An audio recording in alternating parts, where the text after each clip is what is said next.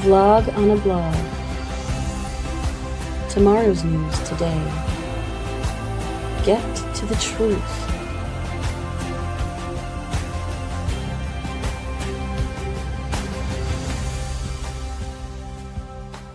Listen, learn, live. Visit us at yadayah.com. Yes, indeed. Always nice to have that wonderful introduction. Well, I introduce here Will and Kevin. We've got also on the controls Rich today. Not that Rich is ever not on the controls. Just hiding in the background. Nevertheless, we start with a really lovely post from Danny, which he says is accurate. Oh, Danny. Believing in Jesus, but not obeying him is exactly what Satan does. Now, Danny. First of all, isn't the Christian New Testament all about that obeying is something of the Torah, which you reshape as laws as opposed to guidance? And wasn't it Paul who wrote that if you don't obey everything in the Torah, you're condemned by it? And that he replaced said obedience with the Torah with his gospel of grace that doesn't say crap, that he doesn't ever explain. He doesn't, I mean, he even named it after pagan goddesses. But it's all about believing, not obeying. You know how many Hebrew words there are for obey there, Danny, who says you're accurate? Zero. Yep. There is not a single Hebrew word for obey. When you read obey in your Bible there, Danny, what you're reading is a corruption of the Hebrew word Shama, which means to listen, something you obviously don't do very well. Now, as for Hasatan, who's a name you actually got right. You couldn't get Yahweh's name right, but you did manage to get Hasatan's title right. It means the adversary.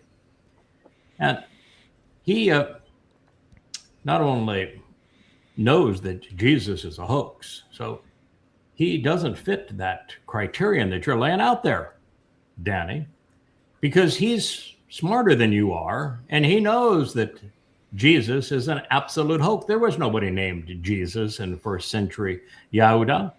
There wasn't a Jesus until the 17th century, Danny. And guess what?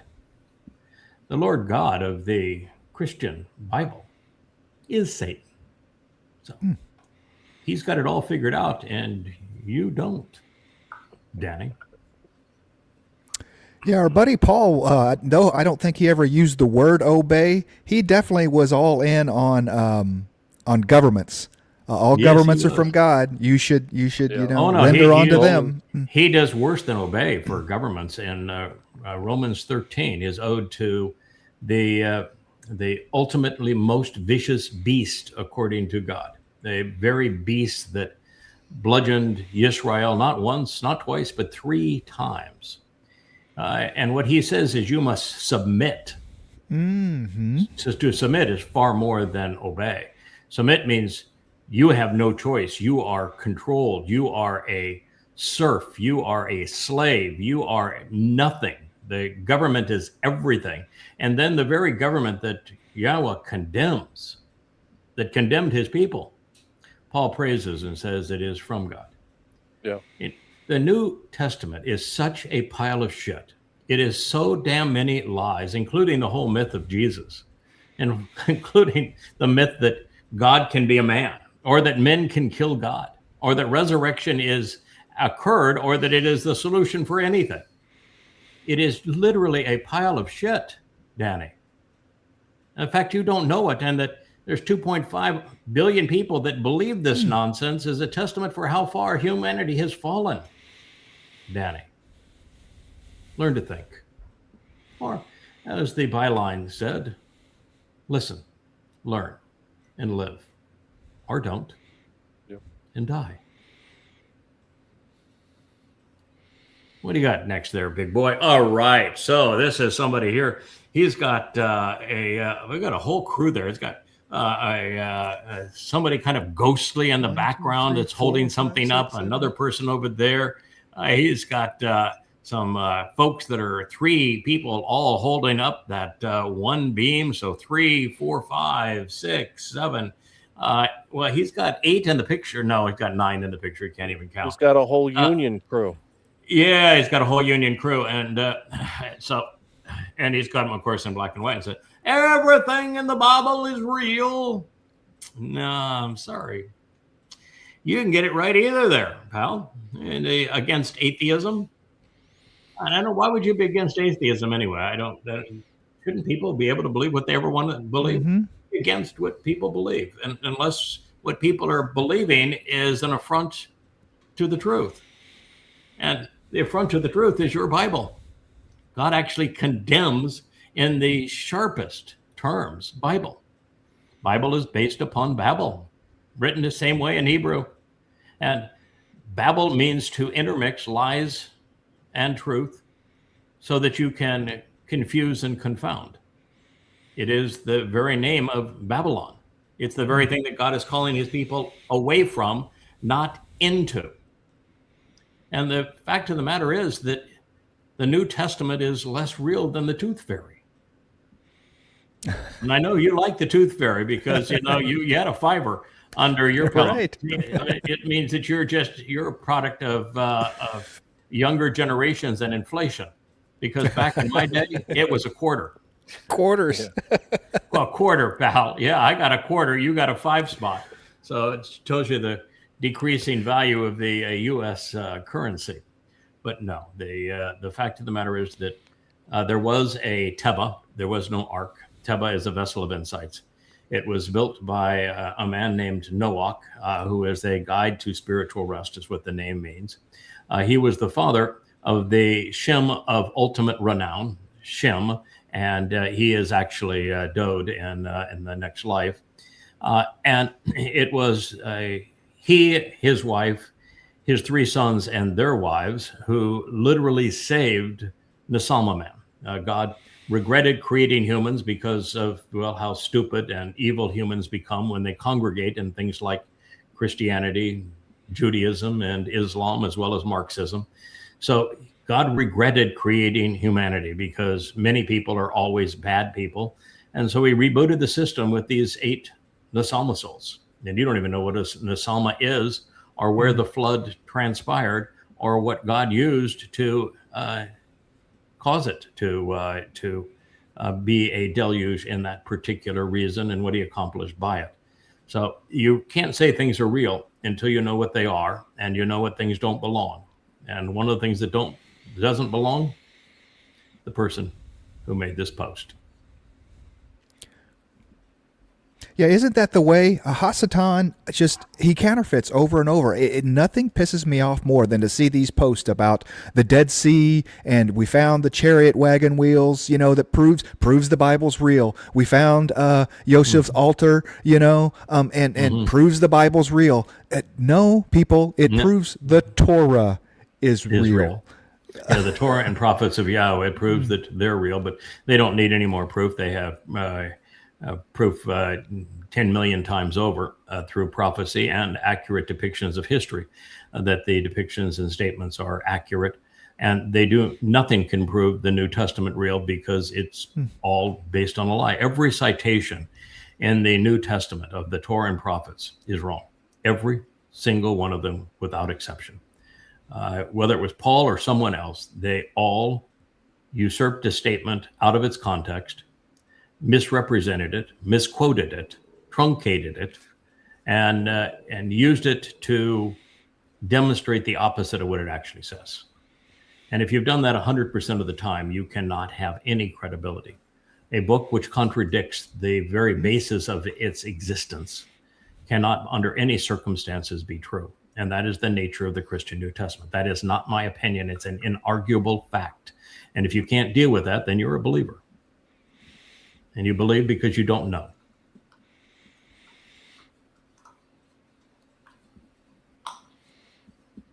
Oh, this is the worst of the worst.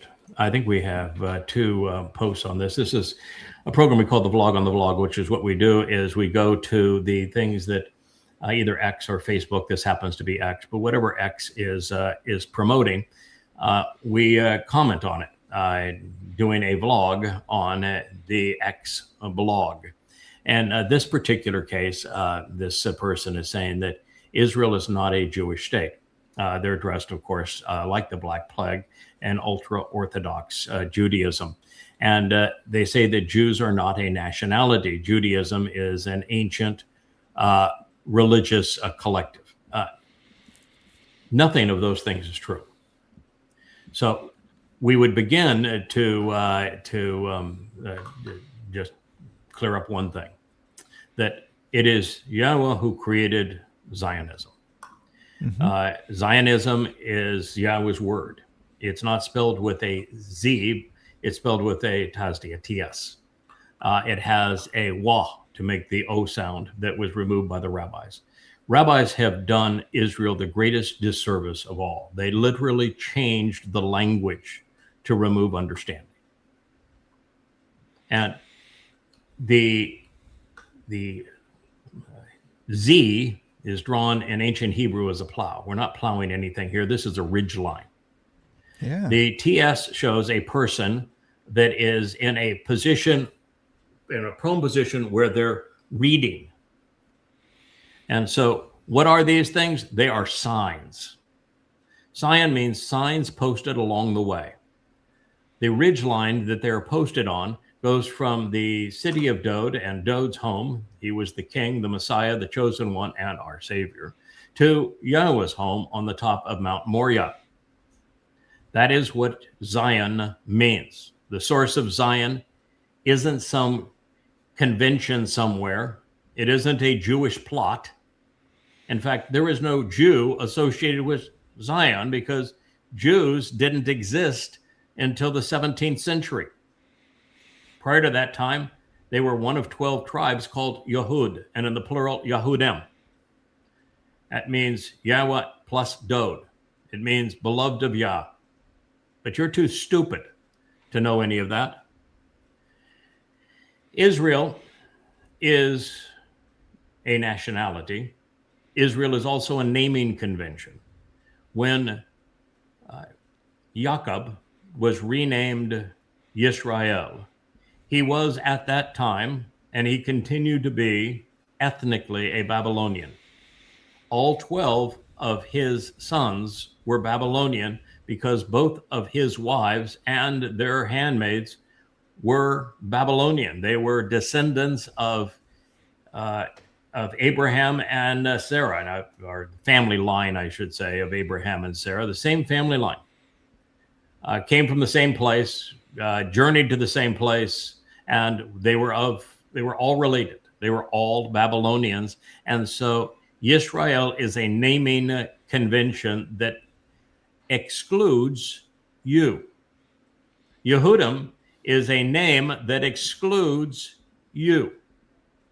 Judaism, as it is practiced by this Black Plague and these black mourning suits, was invented by Baal Shem Tov in Ukraine.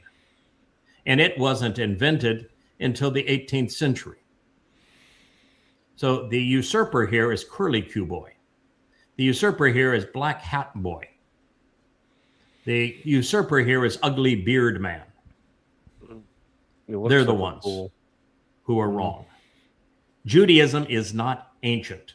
There was no religion ever called Judaism that goes back prior to the 17th century CE, not BCE. And it went through Jewish propensity to be, or Yehud and Yisraelite propensity to be religious, is the very thing that separated them from God. It is the thing about the children of Yisrael that God despised more than anything else.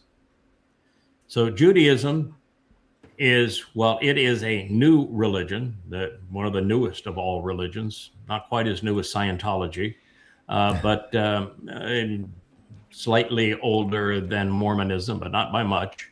The fact is that the Jewish propensity, the Israeli propensity to be religious, is the thing that has destroyed them, and it has caused God to divorce them and to leave them. There is no correlation between Yahweh and these sad sacks.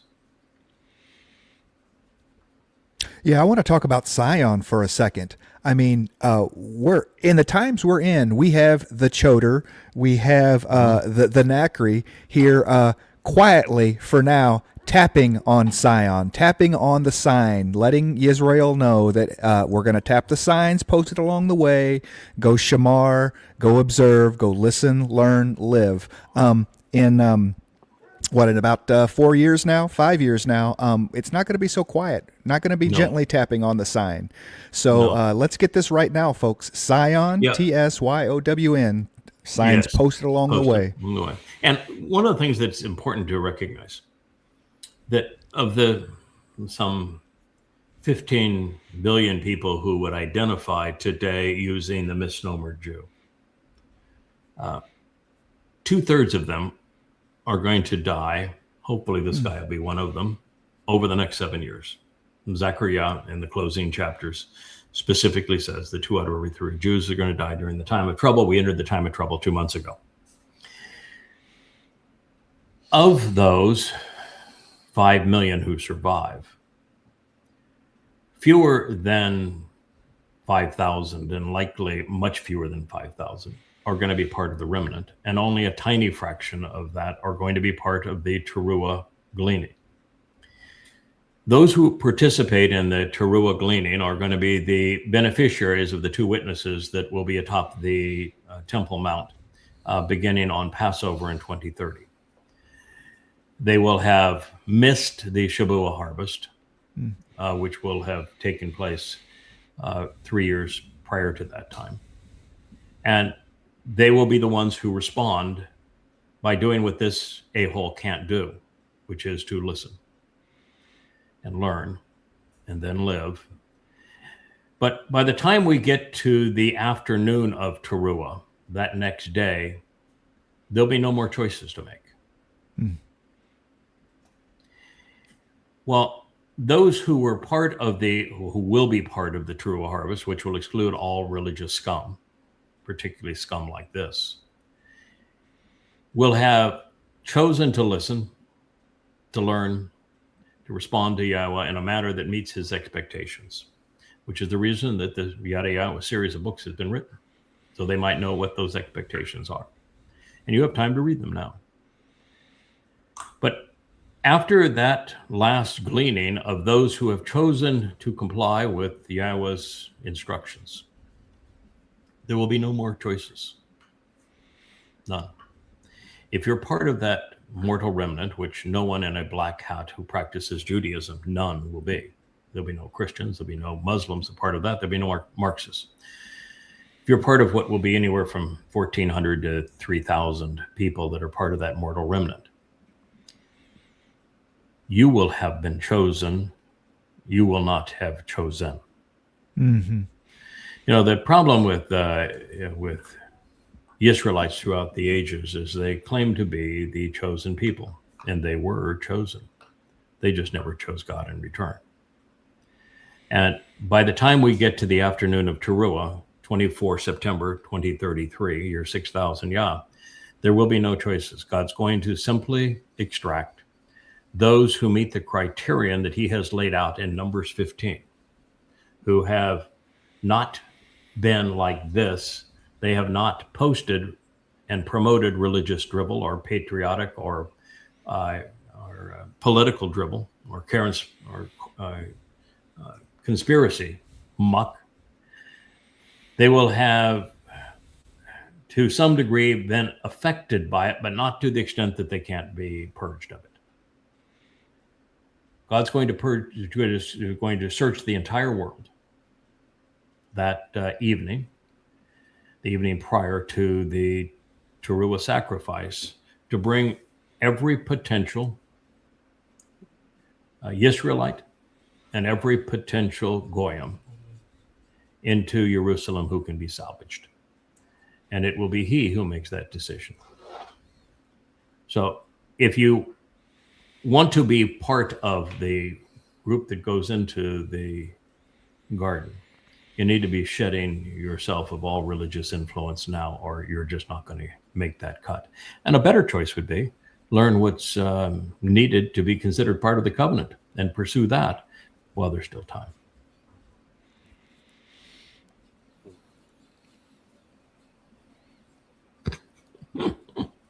I tell you what, the Roman Catholic Church promotes one piece of dung after another that collectively they don't seem to have the intelligence of navel floss. Right. And to make this statement, you have to be completely ignorant of the book of the Muslims. You have to be completely ignorant of what Allah said, what Muhammad said, what they claim to have done, what the Quran and Hadith reveal. I mean, you have to be completely and totally ignorant. The antithesis of that is to do something like this, where you have read the 5 volumes. This is just one of 5 volumes of goddamn religion, where every statement in the Quran and Hadith that pertains to the conception of Islam is presented and documented. And when you read it, you'll find that the only way that Christians and Muslims can live together is when the Christian is dead. Yeah. So, pal, what you're promoting is revolting. It's ignorant. It is one more among a billion reasons why you are the last person on earth to speak for God. You don't know him. You don't know shit. You're an ignorant buffoon who would be far better off to resign, to admit that you're a fool, that the entire hoax of Roman Catholicism was stupid, that it's all a fraud, and that you're a fraud. Yeah. You want to know what I know? Go to yahowah.com. Yahowah.com. Click on books. Scroll down to the last of the series of books. It's called Goddamn Religion. There's 5 of them there. Click anywhere you want to on them. If you like starting at the beginning and going to the end, I would recommend starting on volume 1. That's the one I just held up. Turn to chapter 1 and click the microphone. It will talk to you. It will even turn the page. And it will highlight everything that you're reading and pause anytime you want to pause and come back to where you were the last time you were in the book. You don't even have to do squat there, pooper. Why don't you tell your faithful to do something that's actually useful to them and go to yahowah.com and come to know the truth about that religion. And then while they're there, check out the 5 books called Twistianity that prove that the Christian New Testament is nothing but rot. That it's a collection of human excrement. There was no Jesus. There was no Mr. Christ. God is not a man. Men cannot kill God. You got it all wrong. Do your faithful a favor. Send them to yahowah.com. Start with those 10 books. Oh, and then while you're at it, check on Babel too. Find out the truth about the book that you call the Bible. And then while you're there, read the other 25 books devoted to introducing you to the real God, Yahowah. Yahowah. That's my recommendation. Do as you please. Yeah, what are there something like 50 colonized Arab countries in the world, right? 57. 50, and absolutely none of them Christians live in because they would be dead. Enslaved. There's some that have a really, really, really tiny percentage of Christians, but all Christians and Islamic countries are considered dhimmi. They're defined by the Quran as dhimmi, and therefore they are subject to strangulation taxes, and they have to be humiliated. They have no rights in any of those countries. Every Islamic country practices apartheid and genocide against Christians and Jews. When the Muslims, talking about living together, when the Muslims finished the war of compulsion after Muhammad's death and forced all Arabs into Islam and became a lethal force, they conquered much of the world. And in the process, during the first 100 years of this religion of living together as friends, they slaughtered 200 million people. It was 1/3 of the Earth's population, all getting along together as friends, of course.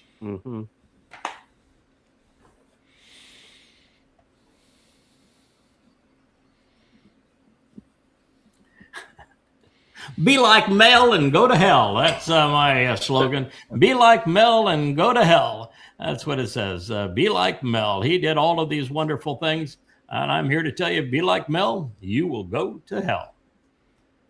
There was no resurrection. There was no Jesus. There was no Christ. God is not a man. Men cannot kill God. These are irrefutable facts. There isn't a single witness to anything that is included in the Christian New Testament. Nothing.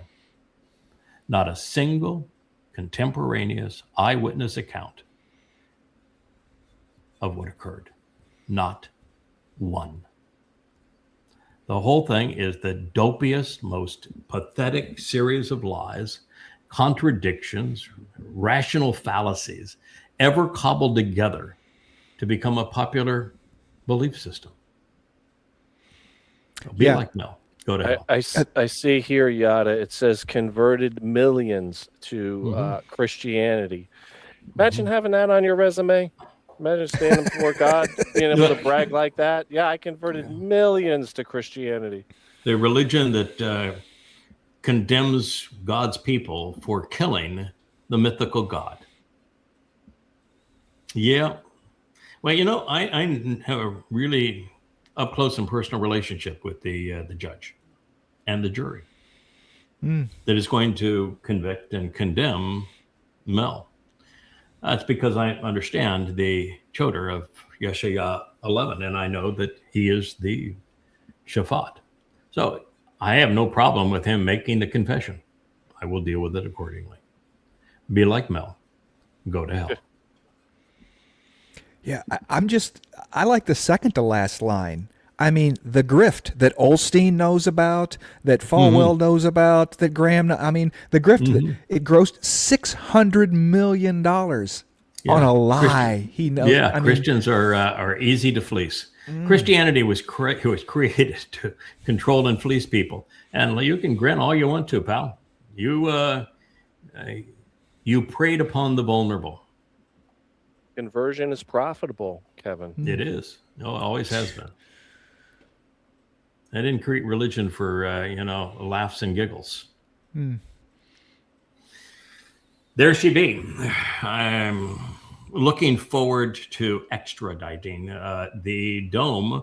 And rather than destroy it, I think the best thing to do with it is just to cut it right off at the foundation there, lift it up, and drop it right on the Kaaba. Yeah, absolutely. I think, and then take Alaska Mosque. Now, Alaska Mosque, I probably wouldn't be so careful with. I think with Alaska Mosque, I would simply have a large hole in the ground, but not anywhere near Jerusalem. That probably wouldn't be the right place. And I don't want to pollute the ocean either. So we'd have to find this giant. Well, Washington D.C. might be a good place. Good, yeah. Yeah. Riyadh might be a good place, if Iran allows any of it to survive. But we'll have to find a place to bury the Alaska Mosque, which I will make certainly is buried, never to be seen again. But God's going to continue to use Babel for the whore and for an example of what happens, how lifelessness is conceived through religion, because you've got to have an example of what not to do. And so there's going to be a little carve out in this restoration of the world for that part of the world that brought us this hideous religion.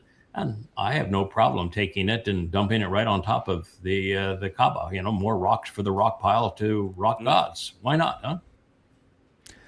Well, I was trying to do some volumetric equations here, and I just noticed that just volumetric equations. Yeah, just to the west. He is now the word for the day guy. You know why he was chosen for no more equations to be quote host. And thank God you're in the equation business too, because we couldn't get what's 3 times 40 from Rich the other day. So right. Yeah, carry the zero. Okay, so let me take off my shoes. I'm sorry for interrupting you. Anyway, I just noticed there's a great big hole over here to the west, and so we could get a twofer. We could cover up the hole with that damn wall that belongs to nobody, right? That is absolutely meaningless, with the debris from the crap we take off the mount. That was my thoughts, But that wall was Herod's wall, and Herod was scumbag. He wasn't even a Jew, but he was scumbag. So that wall means nothing to anybody under any circumstances. And so, yeah, that wall and that and you be a good way to bury the Black Plague, so it wouldn't affect anybody. So you might get a 3 for 1, and doing that. But I can tell you that by the 18th of April of 2030, which is Passover in that year, a pretty articulate man named Elia is going to return, and he's going to be the entertainment for what's going to be 1,250 days of witnessing to the world from that site. But at that point, the Dome of the Hoofy Print is going to be gone, and it will be replaced by the Tent of the Restoring Witness, because Yahweh's not going to establish the final and eternal home for the covenant and home for his name until he returns with his beloved firstborn son, Dowd. And so the Tent of the Restoring Witness is going to be established there. The Aron of the Bereth, misnamed Ark of the Covenant, will be inside. We will be able to display the 2 tablets that Yahweh etched in stone. We'll have the original autograph of the Torah. Might even get a reading of it from Moshe, which would be kind of fun. We'll have the Jumbotron that's going to be the banner that will be above the 2 witnesses' heads. It's going to be an extraordinary 3.5 years. Absolutely worth the consideration. I have shared this previously, but it always bears repeating. The Dome of the Hoofy Print in Al-Aqsa Mosque, rather than being a third holiest site in Islam, is the biggest joke of all religions. It's a total embarrassment to Islam. It is not a holy site in Islam. The truth of the matter is that Muhammad, being the ultimate scumbag that he was, made a deal with his own kin in Kaabaville. It was actually Petra, not Mecca. The rock pile of rock gods was moved from Petra to Mecca. Mecca didn't even exist at the time of Muhammad. But he was a covetous madman. He was called demon possessed by those who, well, we have some video issues here, Rich. Anyway, he was making claims that they knew were not true. So as he did, it started to move again. It just froze for 15, 20 seconds. So as he did, the Koresh, his brethren, made him a deal. They said, listen, we all know you're full of shit, but we know what you want.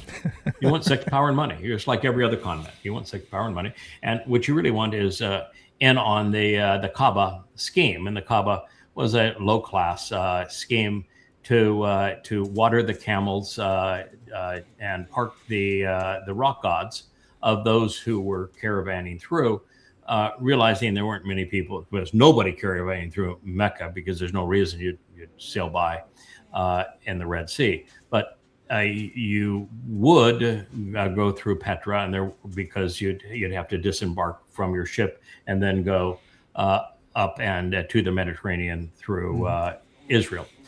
So there was this con to water the camels, and because they had a nice aqueduct system there, and to care for rock gods. They had a little pile of rocks, and they would pile your rock god along with the other rocks, and you could pay for parking your rock god there in the Kaaba.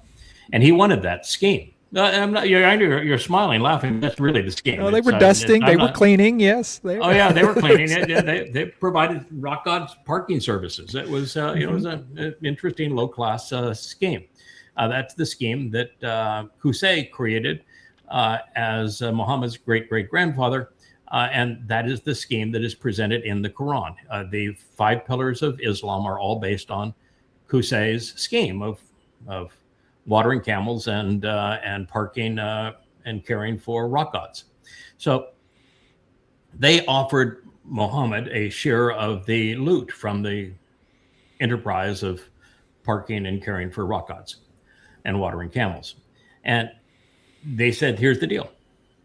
If you stop bragging about these other gods that don't belong in our rock pile, we'll include your God in our rock pile. And that God, by the way, was not yet Allah.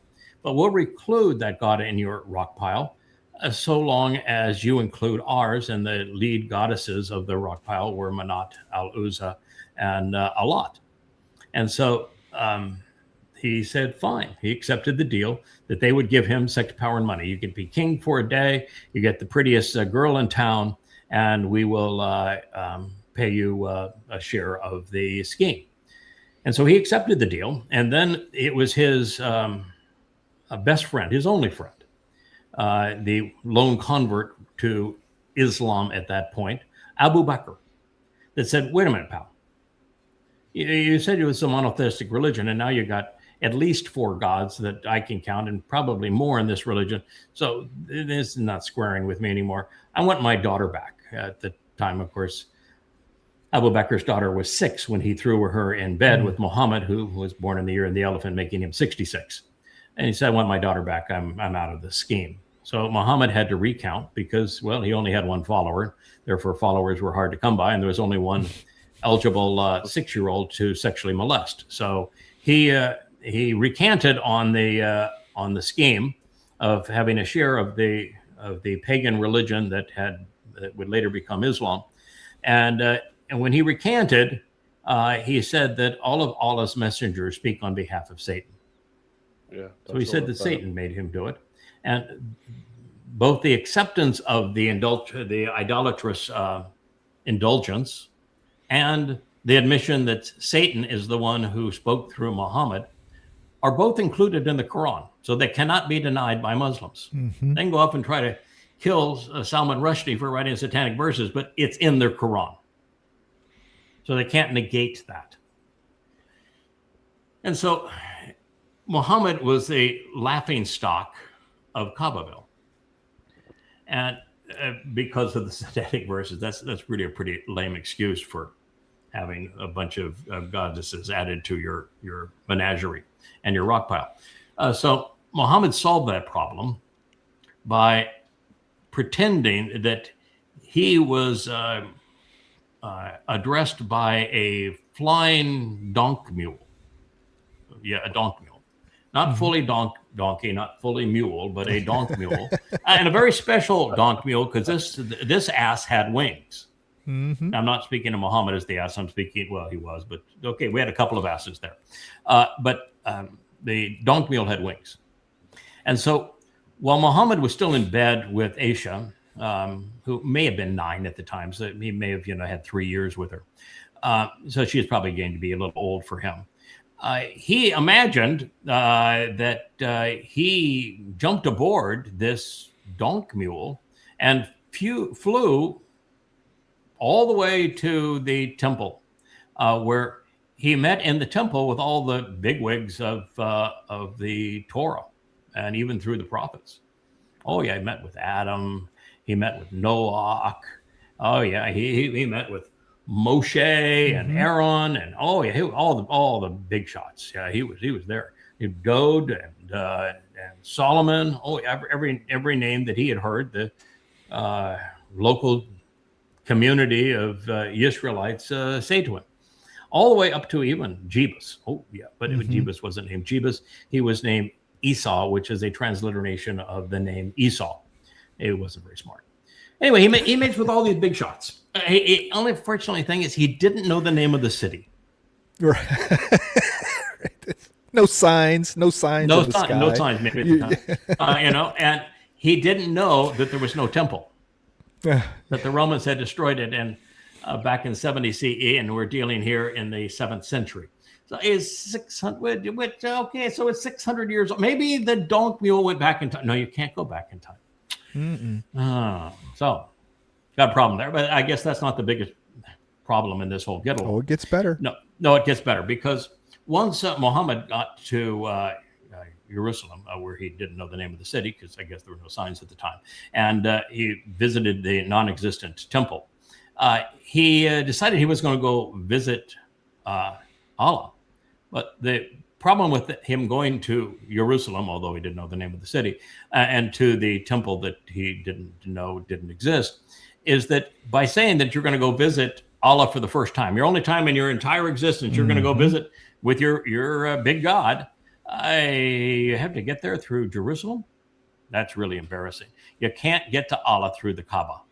You had to leave. He was sleeping with his 9-year-old sex toy around the Kaaba, and he had to fly to the unknown city of Jerusalem just so that he could go visit his God. Now, that's an embarrassment, I would think. But it gets worse. He jumps aboard the donk mule again after all these really cool meetings. And guess what? First stop. First stop, hell. You want to go visit Allah, you got to go through hell to get to him. Now, you'd think there'd be some Muslim along the way that has said, yeah, maybe there's a problem with this story.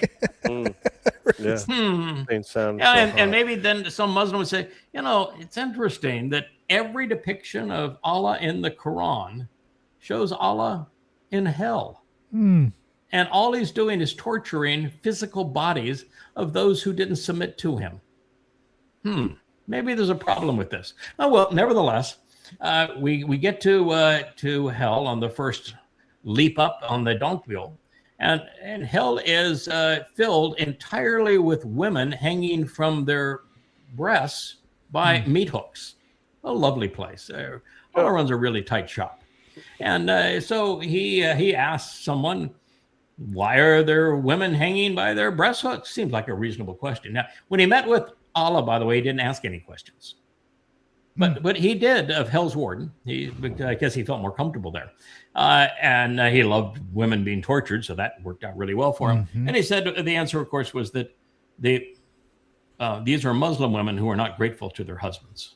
In other words, if you're a Muslim woman, you would either better surrender to your husband and whatever abuse he dishes out, or you're going to be one of those hanging by meat hooks and Allah's hell. So then he goes and he passes through all of the gatekeepers of the Torah and prophets, and has salutations with all of them. He finally arrives before the big guy himself, Allah. Ooh, but it's interesting. There actually is no Allah in the Quran. I don't think most people know that. Allah is never mentioned in the Quran. There is an Allah, an Allahu, and an Allahi in the Quran, but no Allah. Of course there is. And because of the fact that Arabic of the Quran is nothing but bastardized Hebrew, al means the, and it even means the now in Arabic, and hu and ha and he in Hebrew are him and her. And so if you check any decent interlinear of the Quran, what you'll find is 100% of the places where they now put Allah, it actually says Allahi, Allahu, Allahim. And what it means is for him or for her. So there's found a mother god. Yeah, that's why it's Allahu, for him, for her. So anyway, he finally gets up there and in the big shot of Islam, the God who is known for only two things, torturing and tormenting people as a terrorist and torturing them in hell, tells Muhammad that he wants to be moved 50 times a day. Perfect, right? So anyway, he goes back down, and the guy that was guarding the sixth heaven happened to be Moshe. You can imagine Moshe is the guardian of Allah. And Moshe says, Allah told me the same thing. I don't know why he didn't write it in the Torah, but nevertheless, he didn't get it in the Torah. But he said that, that Allah, whose name doesn't appear in the Torah either, told him the same thing. And he says, nah, nobody can do that. I went back to Allah and told him, no, that's not possible. And I negotiated it down to 5 times a day. You need to go back and do the same thing I did. That is the story. So he then wakes up from his wet dream. The donk mule is gone, but Aisha, the now 9-year-old aging sex toy, is still there. And he says, "Oh man, you won't believe, or child, you won't believe what I did last night." And she says, "Oh my God, don't please don't tell me. I don't want to hear this. Yeah, I went to this place. I don't know the name of the city. And I went to this really cool temple. I don't know what that was called either. I didn't know it didn't even exist. And I flew this donk mule to this really cool place. And this is the result of all of that. And I met with Allah after going through hell. And she says, please, don't embarrass yourself. Don't embarrass me. Even a child knew. Don't tell this story to anybody. And that is recorded in the Hadith. Mm-hmm. And he blabs it the next morning, and he gets laughed out of town. The reason that the Hirja occurred, the reason we entered the first year of the Islamic era, which begins with the Pledge of Aqaba, which is 20 pagans declaring that they would wage war against all mankind on behalf of Muhammad. That's the Pledge of Aqaba. We pledge to wage war on behalf of Allah against all mankind, the Pledge of Aqaba. And he had to go through the Hirja and leave Kaabaville is because of this just overly utterly absurd story. And so rather than being a holy place to Muslims, it's a damn embarrassment to everything in the religion. Yeah. So I'm going to take great pleasure in scraping it off of that Temple Mount. And that's what disgusts me is all of those religious morons that are banging their heads and praying to a wall that was erected by a man that hated Jews, that was serving Rome, that not one of them has the character or the courage to do what must be done, to rid the world of that boil. Remove it from the Temple Mount. Can't wait. Well, wasn't it, what's the, Tisha B'Av? They were up there bobbing their heads to the damn mosque the other day. We yes, saw that on, I mean, what? What the hell? Jews have been antagonistic towards God for 4,000 years. They've been on the outs against God and done nothing but aggravate him religiously for 4,000 years. It is going to end, but it's going to end with a tiny little wimp. It's, out of all of the Jews in the world today, there'll be, say, 1,500 out of 15 million that are going to survive. Bye-bye, Dome. All right, so here we have in Unan, Ukraine. Look how disgusting this. People can't even color. That's their Israeli flag. Look how bad it is. They can't even color with the ship. Okay, so here are Jews in Ukraine. They're part of a pilgrimage because rabbis and Jews worship dead Jews. A lot of people don't know that, but that's the fact of the matter is they go worship dead Jews. And the religion of the black mourning coats is a religion that was created by Baal Shem Tov, and he did so in the 18th century.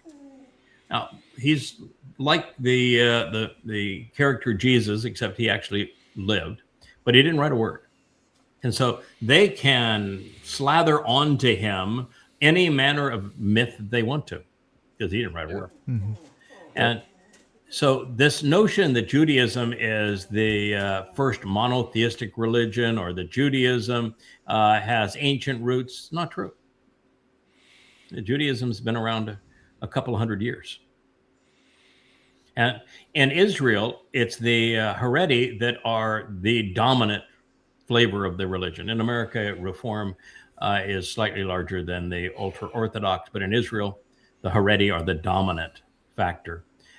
They determine all religious law in Israel, and that is a religion that was born in Ukraine, not in Jerusalem, in Ukraine. It is, look at them. Now the boys are dancing, all with their curly cues, holding hands and dancing in a circle. an embarrassment. They are the most lethal, diabolical force ever to impact Israel. Religious Jews, if we're going to use that term, and it's appropriate for these because they're estranged from God anyway, they wrote God out of their lives, not only created Judaism, they created Christianity and Islam too. They are the greatest threat and have been to Israel.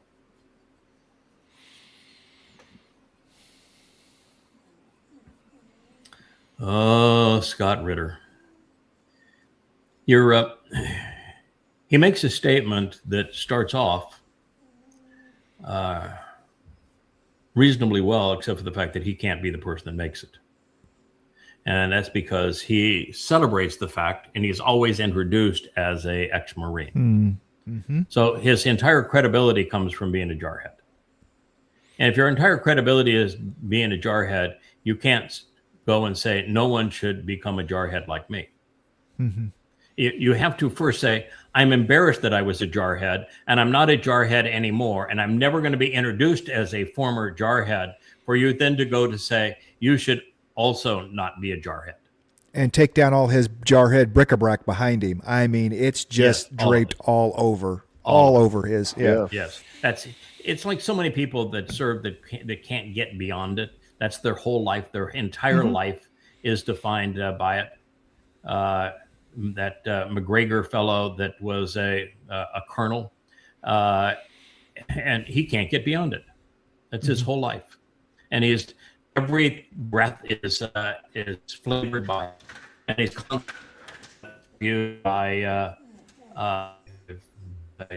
Douglas Dale or Douglas, whatever the guy's name is. That is the other vet that wallows in his history of service, only to condemn what the U.S. military is doing. I have no problem you saying you shouldn't enlist in the military. That's right. I have no problem with Daniel or Douglas, I guess is his name, but I have no problem with him besmirching everything the U.S. military is doing in the Middle East, because it's all destructive. I got no problem with Macgregor doing the same thing. But if you're going to do those kinds of things, stop introducing yourself as a veteran. Stop introducing yourself and surrounding yourself with those symbols. Yeah. But they can't do it. Contradictory, yeah. Now, in his case, while he is correct in saying that if you are thinking about enlisting, don't. And if you have accepted a commission or you're an enlisted, once your obligation is over, leave. That has been our advice for the last 25 years, because we realize that God despises America and the U.S. military, and that it is a force for great harm in the world. So if he just separated himself from that, he'd be right. But guess what? He doubles down on stupid. He claims that rather than the truth, which is that Donald Trump has made Netanyahu and Israel a vassal, and that he tells Netanyahu what he has to do, and he is the great betrayer. He wants it the other way around. Why? Because you can't be popular anymore as an influencer on social media unless you buy into this absurd myth that Netanyahu and Israel are controlling America. And it is absurd.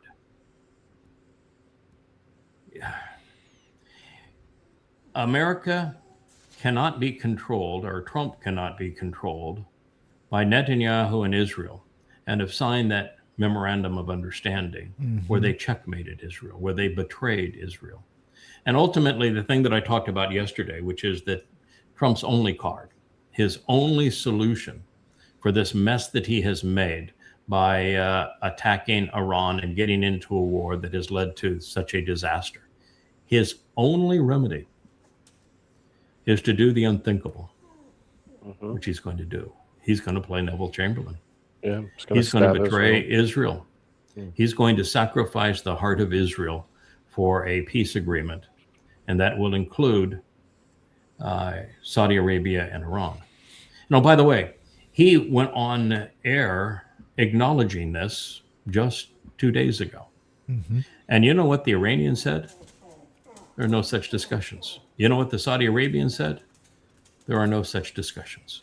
And when he talked about that he's going to give nuclear technology to the Saudi Arabians, and then he went off and lied and said only if they sign up for the Abraham Accords. Saudi Arabia and the United States both came back and Abraham, of course. The agreement says no such thing, and Trump never mentioned it. So he wants you to believe that you shouldn't join the military because you'll be a slave of Israel, and that the legislation before Congress unifies the U.S. military and Israel's military and unifies their intelligence services. Well, let me tell you the truth. Israel is a purchaser of U.S. military hardware, and it is destroying Israel because they're forced to purchase certain things, and those things have no value to Israel. The war that just did Israel in was a bunch of Muslims and tenny rompers. And the F-15s and the F-35s and the fancy tanks and the Apache Even helicopters the Apache. and the A-10 gunships, none of it worked. None of it was of any value, including the Iron Dome and the THAAD missile defense, and none of it had any value at all. And the prophets are quite clear as to what's going to happen in the future. Iran is going to send 3 to 4 million mujahideen into Israel. And once again, all that fancy hardware is not going to do anything. It's bankrupting Israel and not protecting Israel and giving Israel a false sense of security. And so Israel is buying this stuff. And part of the deal is that Israel gets a discount on it because Israel is being paid for having given up the Sinai so that America could have Egypt buy American weapons as opposed to Russian weapons. You don't like that deal? Then give Israel the Sinai back. And as for that deal on its face, Israel has to improve all of those weapon systems and then give America all the benefit of those improvements. Because America doesn't invent shit anymore and can't make anything worth a damn. Our systems don't even work anymore. And then on top of all of this, it's America that is putting bases in Israel because Israel is its proxy. It's not Israel that's putting bases in America. Now, on top of all of this, the White House is routinely announcing that they're going after Israelis for their alleged spying operations on the Department of Defense. If you're merging intelligence services, you wouldn't do that, would you? How are you? How are you spying? Yes, in terms of intelligence services, America doesn't have any. The CIA has no operatives in the areas that would do any good. They bribe people to lie to them, and they're very good at bribing people that lie to them. And the people that they bribe give the money to the people that are telling them to lie to them. And they've done that for years. The difference is the Mossad actually has human intelligence, people who are willing to take a bullet for their country. America doesn't. And so when it comes to intelligence in that part of the world, America doesn't have any. It has to rely on the Mossad. And as part of the weapons deal, Israel provides that intelligence to America. That's the truth there, Scott. But once a jarhead, evidently, always a jarhead. Once an anti-Semite, always an anti-Semite. Striving to be popular and keep up with the other cool kids that are trashing Israel and lying, you've decided to sell out too. A ton of our military hardware doesn't even work without the Israelis. The F-35 is unflyable without the Israeli rewriting the entire software to operate that plane. and it doesn't have any range without the Israeli modifications. And the plane is nothing but a boondoggle anyway. It's an absolute waste of an aircraft. Waste of money. But it's all that way. Scott, wake up. It's too late for you. Yeah, go ahead and play this. In fact, we should probably play a little bit of that previous one, just so that you don't think that I failed to words give an in Scotty's assessment. mouth. Yeah. Nobody should join the U.S. military today. Nobody. Because we're no longer a country worthy of defending, and we're not a country that honors your sacrifice. If you're wearing the uniform today, wait for your enlistment to end and get the hell out. If you have your commission, when your commission obligation finishes, leave. And one of the reasons I'm saying this is what the legislation is being considered right now in the Congress, that basically merges the United States military with the Israeli military, United States intelligence with it. We have become greater Israel. And I will never, ever, ever support an American wearing the uniform of anything that's other than 100% defense of the United States of America. America no longer functions as a constitutional republic, which means the Constitution you can shut him up. America's military has never defended America, ever. So you're even a hypocrite in that regard. Never has America's military fought to defend America. Not once, ever. It's all propaganda. And you should be smart enough to know that. You actually dabbled in military intelligence, pal. Look at this. Isn't that one of the leading oxymorons? It is. Military intelligence. Yeah, it is. Boy, he has absolutely destroyed himself. But Douglas Macgregor he went on a bender blaming Israel through the last 1,000 years. It was the wildest conspiracy. It was worse than the elders of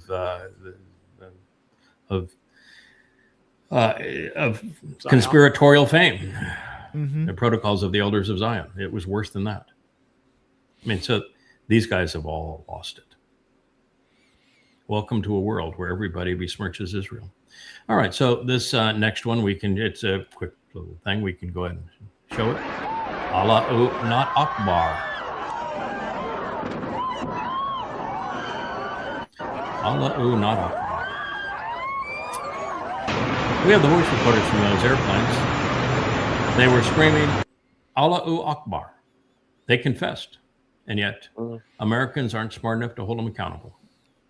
What in the hell happened to America? As somebody who lives in New Jersey, we literally probably 30 miles from where the crow flies when these planes hit those towers. And it caused such a scar on the psyche, really of the country and of the world. But the closer you were in proximity, it was really just profound. Almost for a decade after, I mean, people walked around in shock. And now that we have this Muslim mayor, it just goes to show you how unthinking people are. They can't put it together that this isn't a good idea, and people are apathetic and they really don't give a shit. They just don't care. Yeah, put a Muslim in. It really is unbelievable. It's despicable. And this idea of never forget, we never learned. I did 10,000 radio interviews on this. I wrote Tea with Terrorists about my interview with Al-Qaeda. I wrote Prophet of Doom, offered them free, which was at the time, the most complete documented presentation of the Quran and Hadith. And now it's gone from 1 volume to 5 volumes and covers everything that you could possibly want to know about Islam, documenting all of it. And in all those 10,000 interviews, I mean, what I'm doing is refuting the nincompoops that want to pretend that the terrorists corrupted their religion. But it's not true. The religion corrupted them. And it's obvious and it's overwhelming. And yet you want to talk about it in the mainstream media, they'll shoot you down. You want to talk about it on X, they'll try to shoot you down as well. You can say it on X, it's just that you will have no following. Yeah. By the way, Allah not Akbar, that's what they were screaming, Allahu Akbar. He is certainly not great because everything that Allah's ever influenced has turned to shit. But since Arabic is actually Hebrew. Akbar means mouse. He's not even up to the category of a rat. Allah's a mouse is what it means. Should he ever have grown up, he could have become a rat, but no.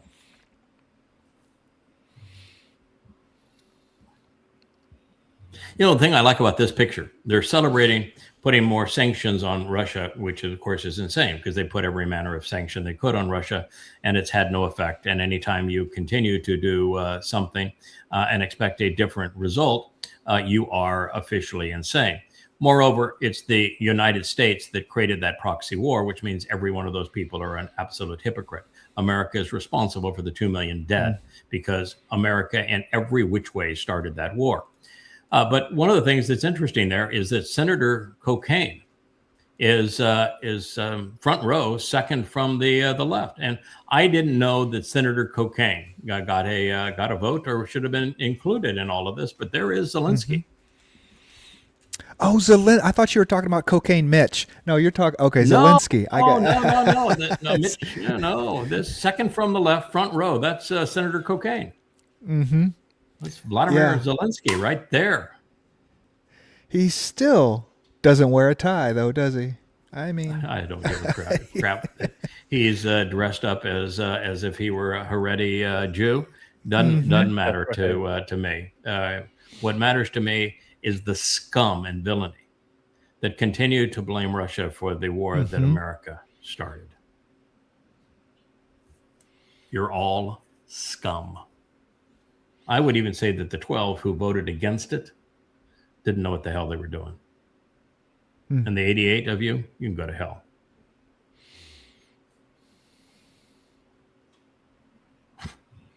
So this person wants to know, this is Ugo Cannon, who is trying to promote atheism. The Bible condemns incest in other passages. Yet one of its most famous story has Lot's daughters getting him drunk and conceiving children by him.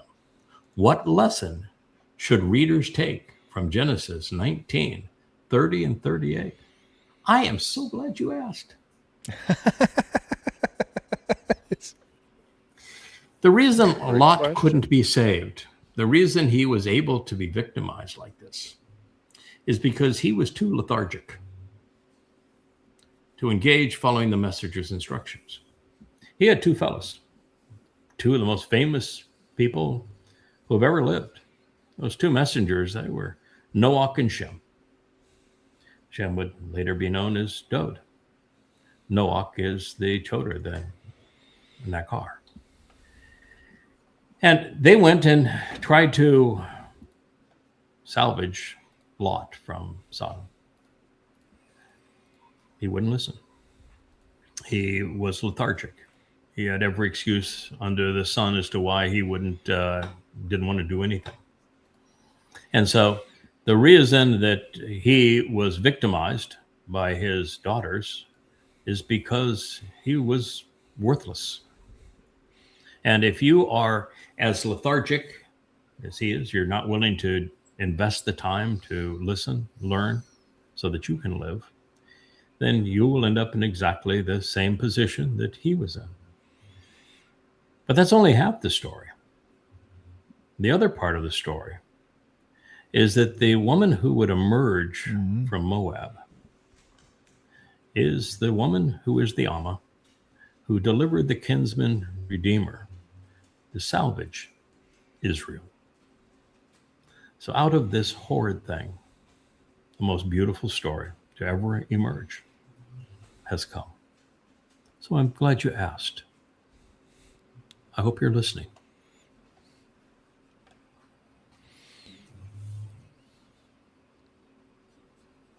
You know, I have a question before we move on. There was kind of touched on it in our Discord chats. I had someone asking about what was the word, Doda and ant, and how it gets mistranslated into ant. Okay, whenever it's the most productive of the beloved, right? I mean, Dod with the ah ending, not only making it feminine, right? Because it says very clearly that what was his name? Ammon, What was Ammon. Moshe's Ammon and Jochebed. Jochebed. Yeah, that Jochebed was. It's always translated that Jochebed was Ammon's aunt, and yet Carl Leviticus says you can't marry your your aunt, right? Your sister of your mother or of your father. No. Yeah, and yes, she was his Doda, which means she was his beloved. Dod means beloved, and Doda with the hey which is the ending, means the full capacity of whatever is being conveyed. So to make it as productive as possible. So it takes a masculine concept and adds the feminine to it to make it even more comprehensive. So it is the fullness of love that he married. And the yet product of that was Moshe. Yes. And that's a bit like Pa'ar, isn't it? Yeah. Everybody says it's a red heifer, and yet Par and Para. That it's a red heifer, but nope. The Adamah is Adam plus the ending, which means he is all things pertaining to Adam, who just happens to be Dowd. And that makes him as a bloody red man of the earth, Adamah. And Para means that he is a productive bull. So it takes bull and adds a more robust capability of being fruitful and productive to the nature of that bull. So the Adamah Para is not a girly cow, not even a pink cow. It is a bloody red man of the earth who is a productive bull. And that's what's going to be sacrificed on Towrah. So there's no reason to go off and look for a red heifer. I know where he is. I'll be there. No worries. I'll take care of it for you. I'll take care of it for you. We got this, man. Yeah. I got this under control. Yeah. I don't think there's any worse scum on the earth than the Haredi. And I view them as the greatest scourge in the history of the Israeli people. But there is a strain of toxin that is worse than the others. And this particular strain in New York City is the worst of the worst. These are religious Jews who hate Israel and are swooning on behalf of the ethnic slur of the fakest Indians. When God says, I'm out of here, I'm divorcing you because you're religious, and I want nothing to do with you because you are religious, and I'm just tired of this, so I'm out of here. I'll return when you return, but not before. And so God divorced himself of Yisra'el, and he did so 2,700 years ago. And he has not returned and will not return until they change their attitude, and that's not going to be a lot of them that will. And if you combine that when God said that he regretted having created humankind, these things go together, don't they? My people are dead for lack of knowledge. This is that picture in a nutshell. This is that picture. Oh. My people, are destroyed for being stupid. There you go. In my opinion, there's nothing worse than, I remember this on X, is the self-loathing Jew. There's just nothing, when you're out there defending Jews and they are supporting their enemies who you're defending them against, it's very insulting, when they do It's the most insulting job in the world to speak on behalf of Israel. Yeah. It is. Agreed. Not only do you get 90% of the world spitting in your face when you support Israel, but the Israelis themselves are obnoxious. Yeah. That's right. They've been on the wrong side of the truth for 4,000 years, and they're obnoxious about it. That's why Moshe told Yahweh, what you did, asking me to do this, was really mean. It's grossly unfair. And if you have any concern for me, you will actually kill me now. because these people are impossible. This job is impossible. And it continues to be.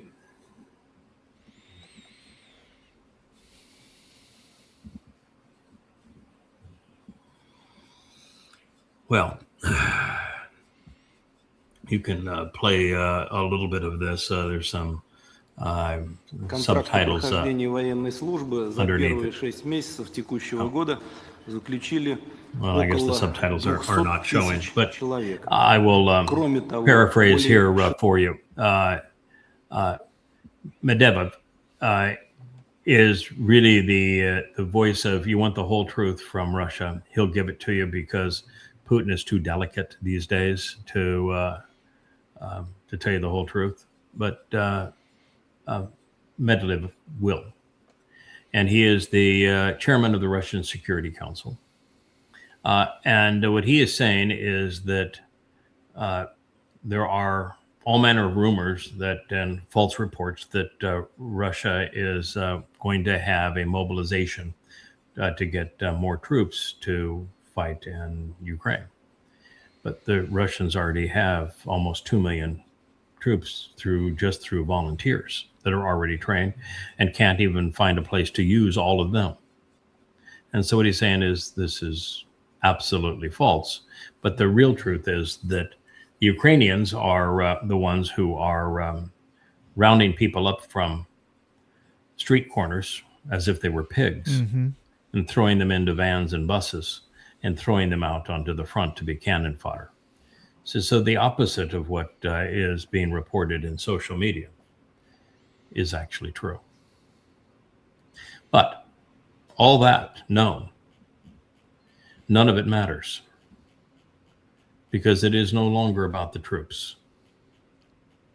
It's about the drones. And at this point, the drones are going both ways, and they're destroying one another. And neither of them can withstand this onslaught of drones. Drones have become the great curse of humankind.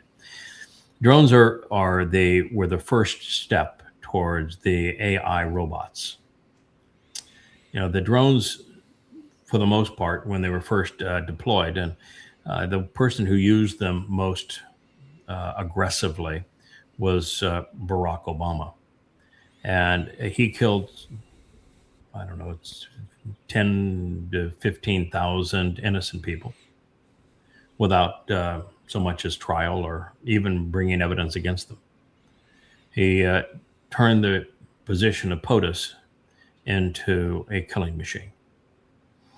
And when he did that, I was doing Shattering Myths, the syndicated radio show, and I said the development of drones is going to be the death of the world, because it makes killing too surgical, too distant, too remote, too little responsibility. Makes killing too easy. And when you no longer have to deploy and risk a human to go kill another human, but you can go kill humans anywhere in the world by pushing a button and sending a machine, then people are going to be killing people all over the place for any reason that strikes their fancy. And once that happens, it leads to the obliteration of life on the planet. And what we have witnessed now is not only the rise of the drone and of drones being the dominant influence in war, but of their collaboration with AI, so that the human is completely out of the equation. And yet drones aren't killing drones, they're killing humans. That's why the drone operators had the highest suicide rate, and they had to replace them with AI. Yeah. You know, when the U.S. Recruited the original drone operators, they were working in trailers in Tempe and other places in Arizona. To do this, they looked for video game players that really had no conscience, no morality, no character. They just liked to play video games, and so they figured they were the ones that could, have their thumbs and do the controls. But they also sought character types of people without empathy. And they've replaced them now with machines without empathy. We have reached the days of Skylink going live and of the movie, The Terminator. That is where we are. You don't even need humans to push the button anymore. Yeah, I don't know about Ukrainian suicide drone operators, but I do know that they're having a tough time filling drone seats just because that job is very low survivability. Even if them being in bunkers and trying to be hidden or whatever, the fact that they have to leave and initiate the drone and everything outside of their bunker and stuff and fly it, that Russia just pounds them as soon as they're found. Yeah, life expectancy of a Ukrainian drone operator is counted weeks, in days. Days, maybe weeks at the utmost. But it is a suicide mission. And, they just figure that if they can kill enough that somehow that will postpone the inevitable. But it's a real mess that we're witnessing here.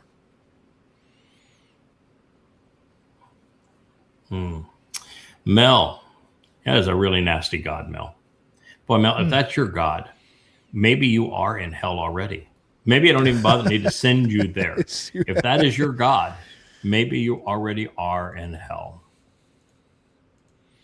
Yeah. What a twisted, horrid, pathetic God. It is finished. You even had to steal Dowd's line.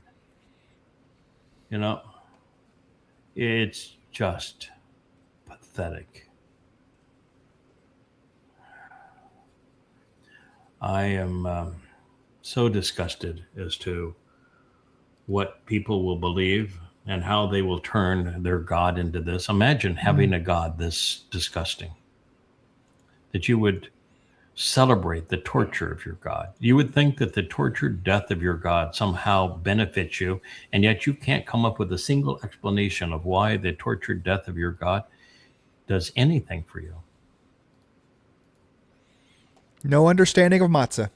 No understanding of Pesach either. Mm-hmm. No understanding of Pesach, no understanding of matzah, no understanding of the Mow'edym. And so you think that your God became a man, that men killed your God, and that somehow the tortured death of this God is a benefit for you, and that you should celebrate the torturing of your God, and you can make $600 million torturing your God. Be like Mel. Go to hell. Go to hell. Yeah. That is one I think we found our hellacious tagline religion, for this boy. episode. Yeah, be like Mel. Go to hell.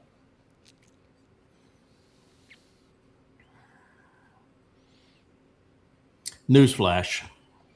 Now they were talking here about Scripture tells us, "Blessed is the man who remains steadfast under trial. For when he has stood the test, he receives the crown of life." For 71 years, Lindsey Graham was a strong and steadfast man. As a brother, as a senator, as a patriot, he withstood every last test. Yeah. Be like Graham and you'll be damned. Right now, Lindsey Graham, he is already in hell, and he's reserving a nice apartment for the Donald. Apartments in hell are pretty small, so Trump probably won't like it. And Trump doesn't even get naming rights in hell because the author of the Christian New Testament, the first 14 books written in the Christian New Testament, Paul, whose given name was Shaul, he gets the naming rights. He's already got the naming rights. It's named after him. So, the rest of you just follow him right on down, be a fellow Twistian, and there you go. He's already in hell. Yeah, blessed is the man who remains steadfast. No, I'm going to go with Dowd's first Mizmor. Ashri Haish, Lo Halak Rasha. Right? Let's not walk in the ways of Russia. So yeah. Yeah, let's not walk in the ways of the wicked. That's the wicked, and that's their walk. And I can tell you that he actually didn't die. He will never die, nor will the piece of shit that's on the other side of that coffin, nor will the person that's leading that little walk right there with their cross with the sun circle around it. No, none of them will ever die. That's why hell exists. Azab. Eternal Forever. separation. Yep. So Trump, as the a-hole that he is, went off and told the Trump tush talkers at Fox News that he is going to beat the fucking shit out of them. He's going to do that because they killed the American troops in Jordan. Now, he's killed a lot of American troops, but Trump, who started the war, is going to knock the shit out of those, the effing shit out of those that responded to the war that he started. I guess they were just supposed to, oh God, the great and honorable Trump is, wait, I raised my hands and this little camera thinks that means I'm trying to zoom it in on me. That's really funny. It's a AI camera, and it does these kinds of things. I'll have to keep my hands folded. That Trump assumed that the Iranians would say, "Oh, please, may I have another? Please, I need another bomb, please, sir." And we'll just take it until it's time to surrender. You tell us when you would like us to surrender, sir. And between now and then, would you please bomb the effing S out of us, because that's what we would like, sir. Thank you, sir, for being so considerate and focusing on us in this way. We really do appreciate your attention in this matter. The world is so upside down. And I think that if you had a truth bomb that blew up in the middle of Fox News, there is not a single one of the Trump tush talkers that would have a clue that it went off. They would continue to say, oh, he's going to beat the effing shit out of him. You go. Yeah, that's us. We're Americans, man. We beat the effing shit out of countries. That is who we are. We're proud of it, too. Oh, by the way, since he does have 4 fingers pointing back at him, we know who the effing piece of shit is, don't we? Yeah, the Fox tush talkers last night, the big story was the surprise attack, this attempted sneak attack by Iran on Saudi Arabia, right? And that all the American missiles, all the missiles and drones were intercepted, and that Saudi Arabia was about to respond to Iran.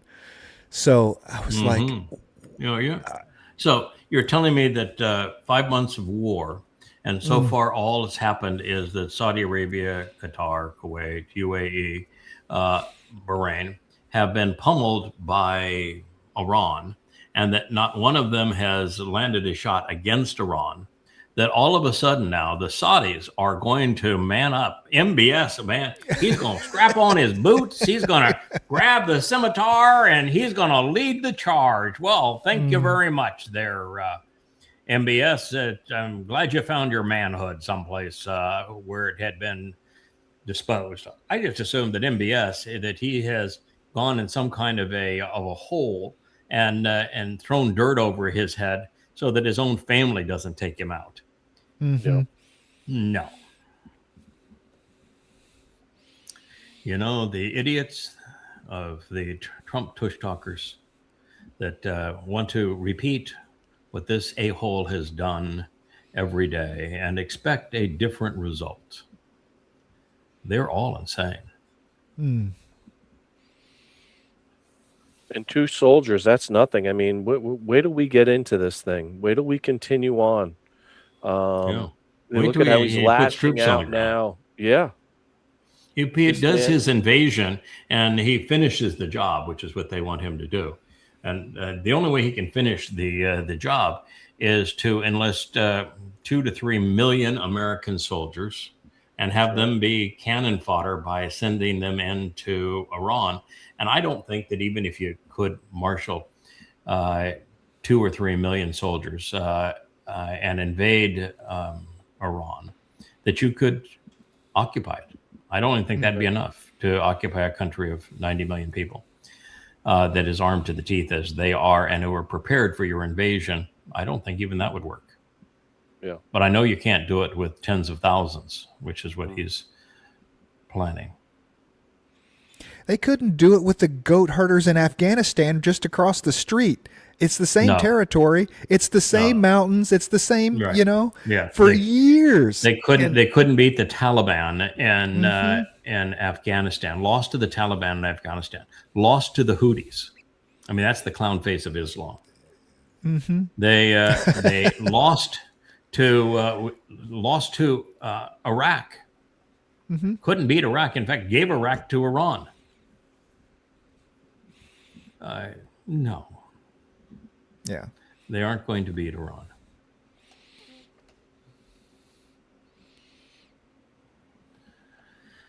Vivid. Out of touch with reality, out of touch with the prophets, out of touch with life. He says the people of Israel will live forever. No. You may want to check your history, pal, because there's been a lot of dying going on. You know, the Egyptians were perpetrating genocide against you until Yahowah decided to intervene and bail you out, and you were obnoxious. And then every one of you who was religious, like promoting a flag like that, every one of you who were religious, he killed. That's not exactly living forever, is it? You made the golden calf, he killed you. You revolted against Moshe, he killed you. You went in as spies into the land and came back having envisioned giants there, and he killed you. He let the Assyrians kill you. He let the Babylonians kill you. He let the Greeks kill you. He let the Imperial Romans kill you. He let the Roman Catholics kill you. He let the first Muslims kill you. He let the Ottomans kill you. He let the Nazi Germans kill you. You know, the people of Israel will live forever. Did you ever bother to take note of the fact there were 6 million Jews exterminated during the Holocaust? Yeah. No. And a matter of fact, you should read your prophets, because Zechariah says that 2 out of every 3 Jews over the next 7 years is going to die. So, not the case there, Vivid. You're counterproductive. You're a liability to Israel. But I'm sure you're making a nice living on influencer points.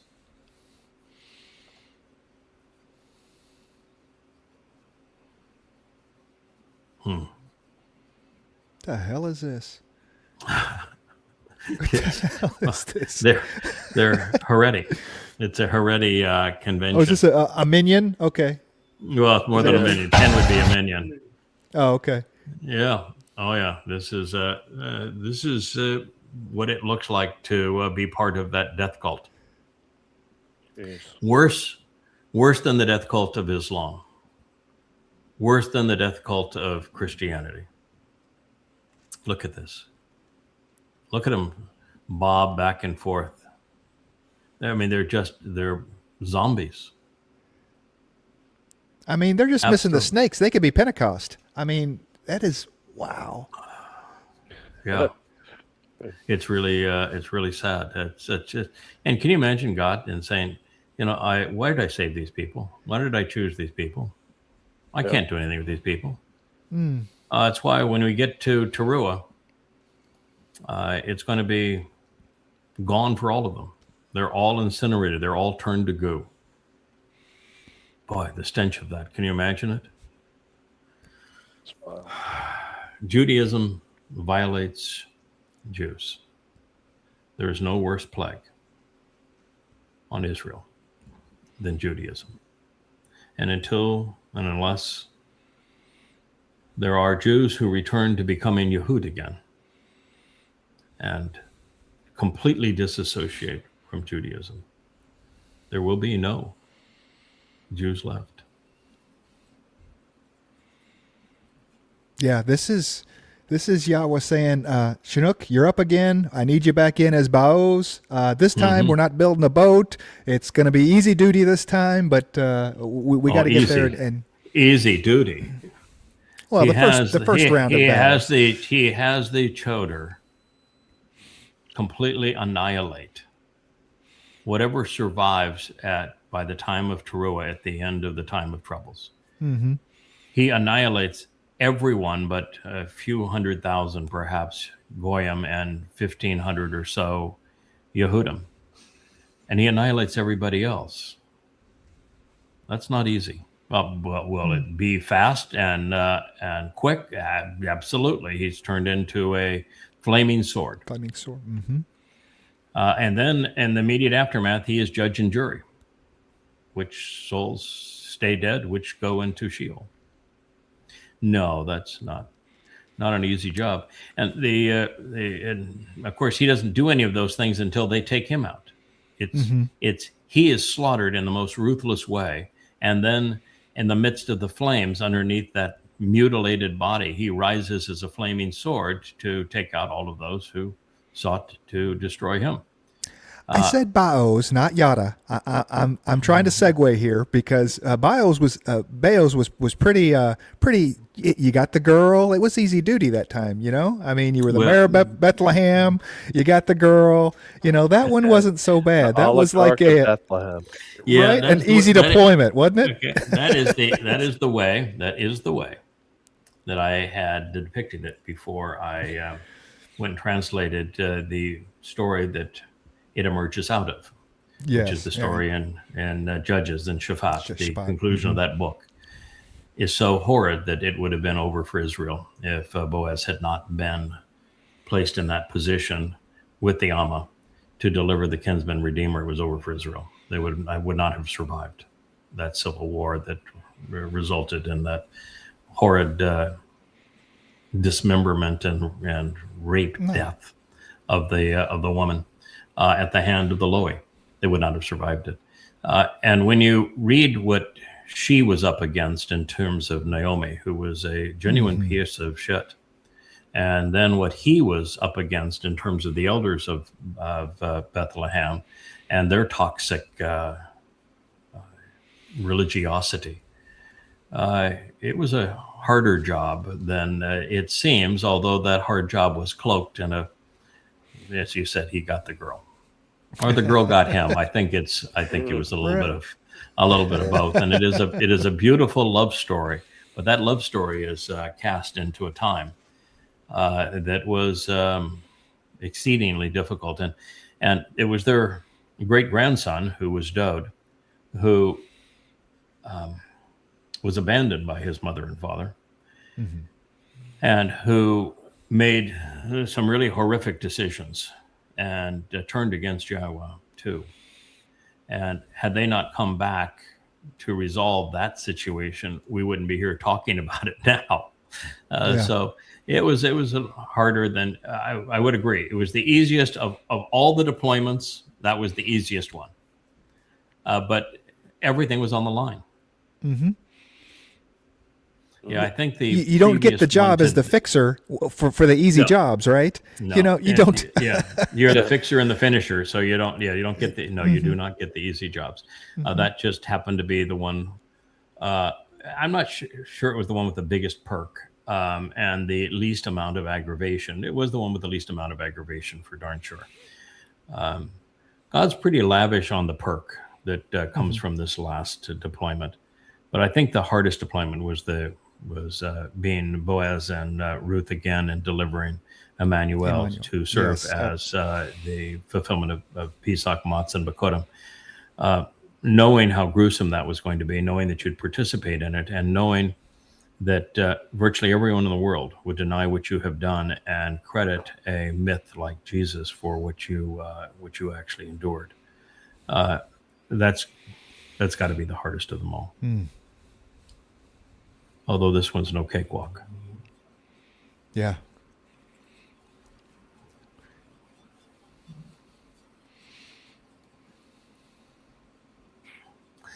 All right, there we are again. A book that contradicts itself isn't inspired by a perfect God. This is Ugo Cannon. He wants to taunt Twistians into being atheists.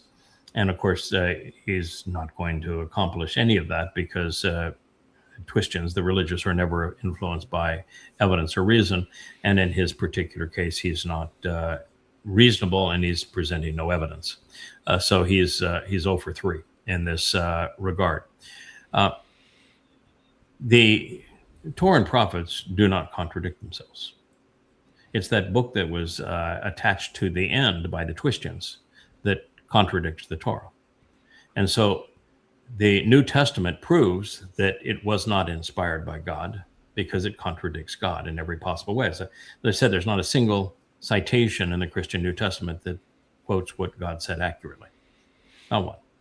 So if you're constantly misquoting God and misrepresenting God and contradicting God, that you say is the one who inspired your religion has to be false. There is no other rational conclusion that can be drawn. So the New Testament does in fact contradict the Torah and prophets, and therefore it has proved that it isn't from God.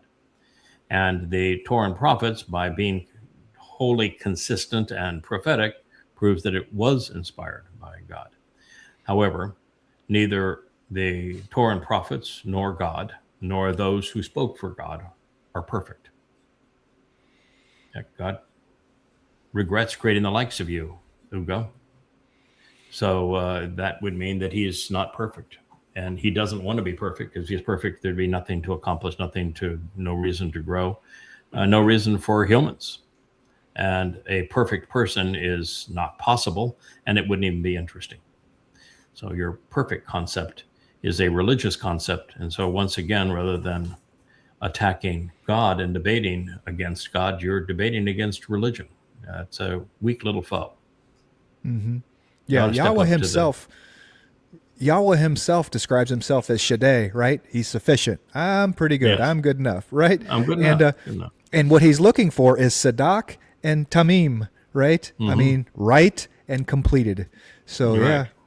Yeah. We can finish the job, and we can be right. We can listen, we can learn, we can live. Mm-hmm. But we cannot be perfect, and God would never want us to be perfect. Mm-mm. There'd be nothing left for us to do in our lives. Eternity would be a long time of doing nothing if we were perfect. Mm-hmm. What in the hell would you do? Where do you go from there? There's no up. Where do you go from there? there's no up. There's nothing from to be accomplished. Mm-hmm.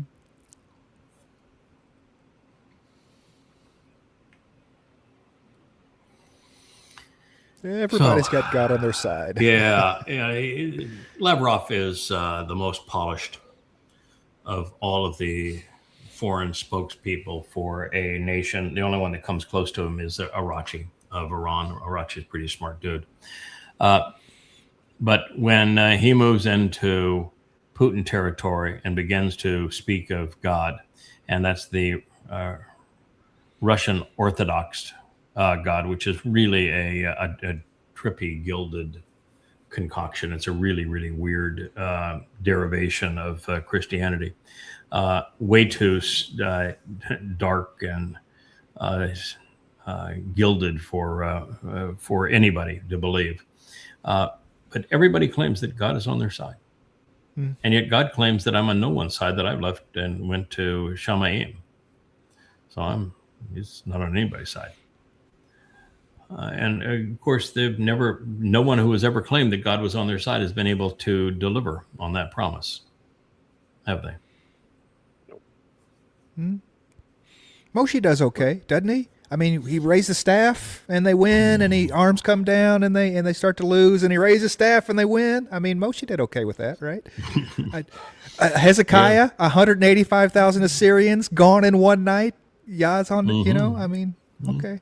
Yeah, there are some moments where people listened to what God had to say and acted accordingly. Noah built the Tebah.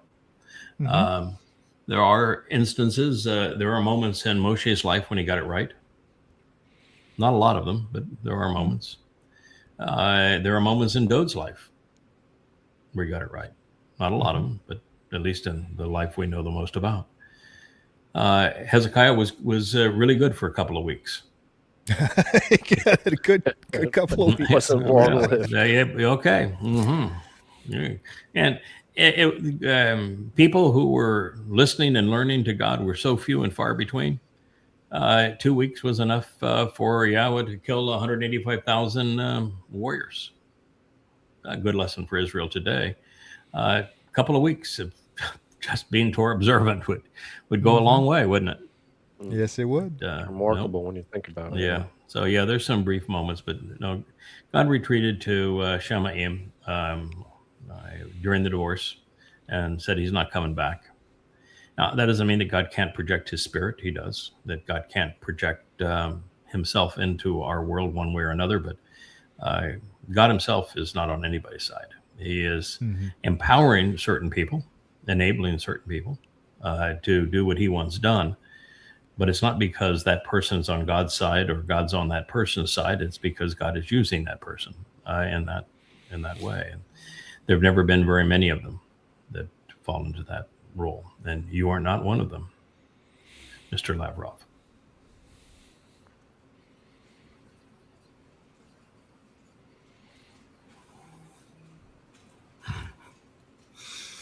Finish the fight. Finish the fight. Yeah. Oh, does this have music? Is this a Rocky montage? No, this is dark. Yeah, we're winning too much. People are asking me, please, please, please, Mr. President, we're winning too much. We can't take it anymore. We're not used to winning.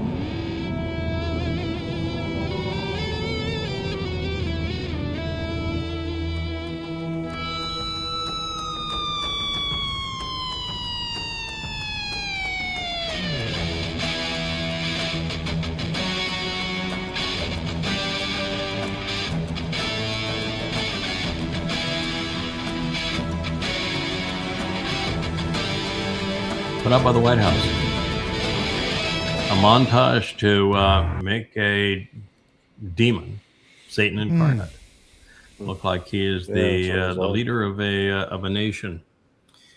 Finish the fight. I will. September 24th, 2033. I will finish this fight that he began. You can get a ringside seat if you want.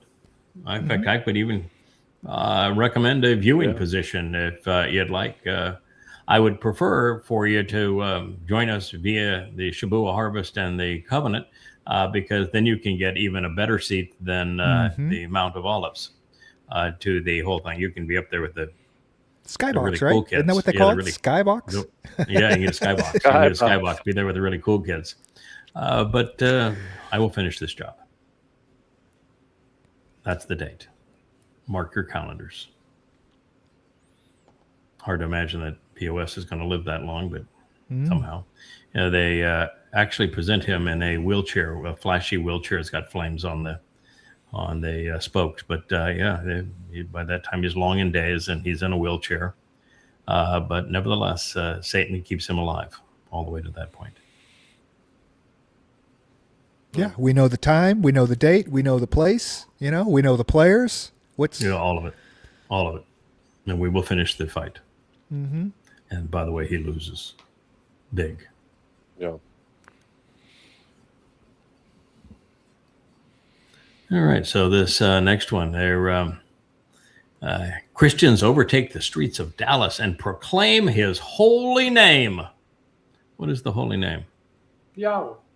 Well, no, not their shit. No, it's actually even with Yahweh. It's not holy. Holy is diseased in Hebrew. And the name that you can see on their signs is Jesus. So they've changed Yahweh's name to Jesus. They've turned God into a man. And they've paid no attention to the language that he used to speak to us, have turned holy from diseased into something that is religious. There he is. Jesus saves. Jesus is king. Yeah. American flags. Jesus is American. I didn't know if you know this, but Jesus, he's an American. He's a Texan. I don't know why we have that six-pointed flag when we could have this flag of the Star of Texas right there. But there we go, man. Cowboys fan. Yeah, man. Jebus, that's the holy name. Yeah, well, then if Jesus was such the holy name, then why didn't it exist until the 17th century? 16 centuries after the fact?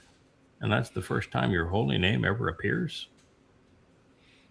Right. Why can't you think that through? Is this their counter argument to all the Muslims that have infiltrated that. Oh yeah, Texas. this is they're walking the streets of Dallas to show Jesus lives. Your God was a man. Men Oh, killed there your they had God. a Yeshua. They had a Yeshua in there. Wow. Any Oh old, yeah, any you old can't God mix will it up do, and huh? mingle enough. Yeah, there's nothing better than lying twice over. The lie to fix the lie. Rename Jeebus Yeshua. That'll fix the lie. That'll make them real, right? Well, a little more Jewish, maybe. We're Jewish, maybe. But the religion condemns Jews, so I'm not sure that's a good thing. And they said that Jews killed him, so maybe he was into suicide. Maybe he killed himself. Maybe that's what Eusebius meant. When, who do people say I am? Who the hell am I? Who the hell am I? Could you please tell me who I am? Please. We've been together for 3 years. I'm about to, be crucified. And so who in the hell am I? Oh, You're man. John the Baptist. I am. Well, wait a minute. He already had his head cut off. So how could I be him? You're Elijah. Well, how could I be him since he was opposed to religion? Oh, okay. Well, that didn't work either. So you're the Christ. Well, but there is no prophecy about a Christ. So what is that? It means drugged in Greek anyway. So who are you talking to about? And then his response is, "Don't you dare tell anybody that I'm the Christ." You gotta love that. He ends it by saying, "Don't you dare tell Don't anybody." you mention a word. And then he looks back at the alleged person who told him this, who is misnamed, of course, and he's standing in front of the entrance to hell, where the satyr Pan resided, and he says, "Get behind me, Satan." He calls the very person who made the announcement Satan. Yeah. Oh, that's a great religion. You should be so proud, Twiston, that you believe in that shit.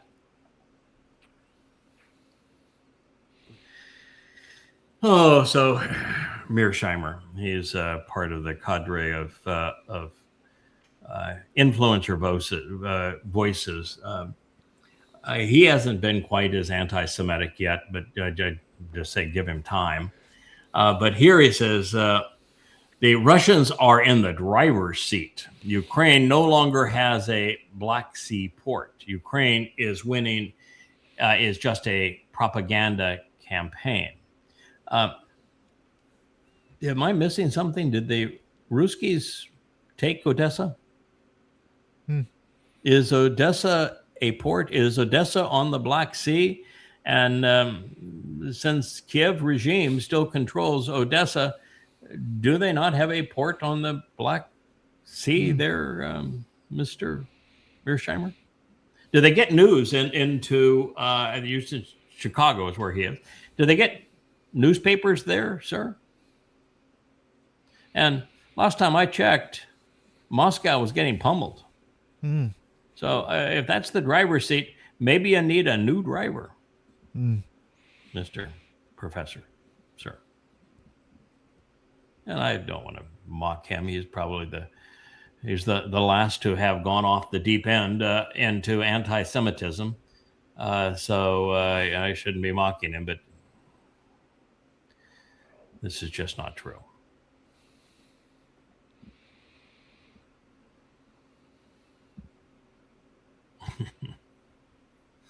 Ted Cruz, today I say goodbye to my dear friend Lindsey. I prayed that God would grant his family peace and grant Lindsey eternal rest. Well, I got news for you. Your Lindsey, he's in hell. And any friend of Lindsey is going to follow him there. So if that's where you want your final resting place to be, Mr. Cruz, you just go right ahead and you follow your friend there. Lindsey Graham was the worst senator in centuries. He was a warmonger. He was a liar. He is responsible for the blood of 2 million people in the proxy war that he started against Russia. He is an absolute scum. But you can join in there, Mr. Cruz. Yep. I'll accept your reservation. I'll process it myself. His laughter. Yeah. Yeah, the man who's responsible for the deaths of 2 million people in a proxy war that is eventually going to erupt in a nuclear conflagration is the man that was laughing on behalf of America. Good luck with that, Mr. Cruz. I'll cruise you right into hell, too.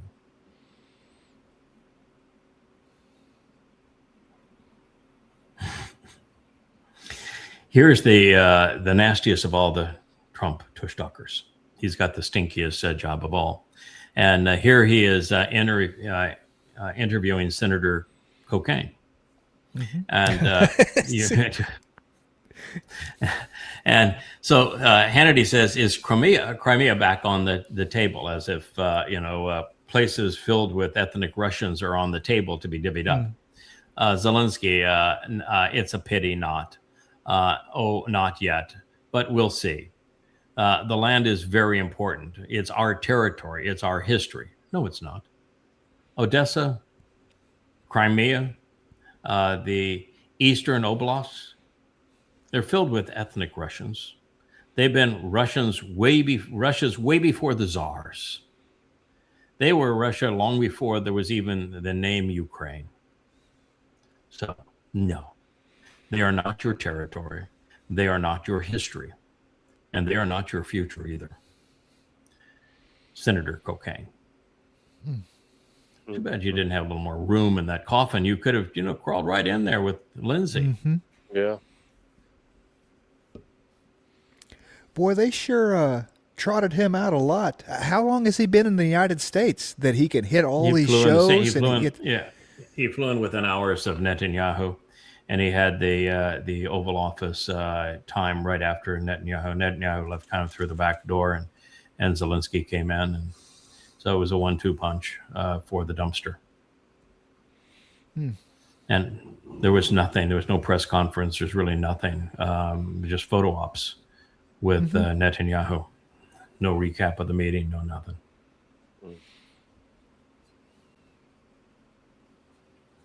Probably better for Netanyahu that way. Come in, kiss the ring, get back out.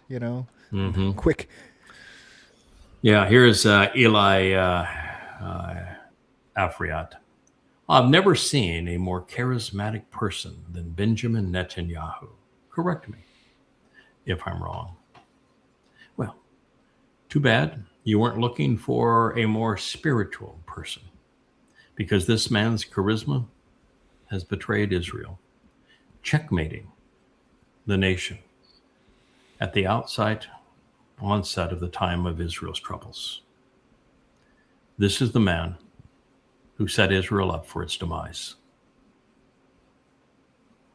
And yet, there are still those who support him and think that by supporting him, they are somehow supporting Israel, when he's the man that destroyed Israel's reputation in the world.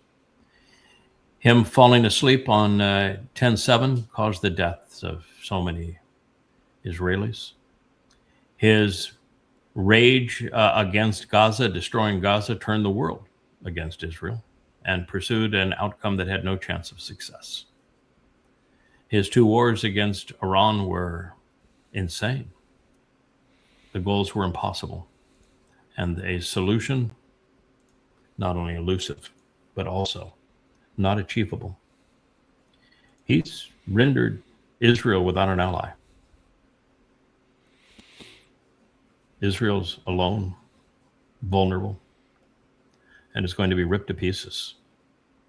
And it's in large part because of people continuing to support this man.